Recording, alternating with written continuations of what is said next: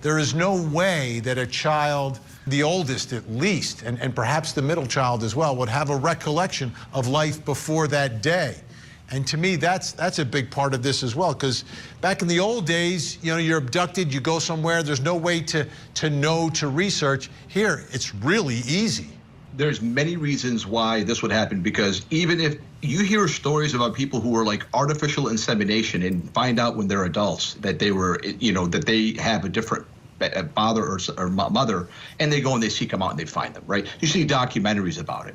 These kids weren't taken to another planet. They were taken, according to their dad, down the street, right? They were taken from Lenawee County to maybe, you know, 100 miles away. So you have that. You have the fact that all of them would be adults now. You have the fact that we have the internet, like you just said. You have the fact that they were aware of the fact that they were abducted when they were abducted. They weren't taken when they were 2 months old. The oldest one was almost 10 when they were taken. I have a 9-year-old, but he remembers everything, right? So if he were to leave his house, he'd know 10 years down the road that he left his house. So absolutely, these kids are dead. There's no way that they're alive. Again, even if they were just adopted when they were 2 months old and they found out they have another mom, there's an internet, there's this show, there's all over the news that these kids have people searching for them.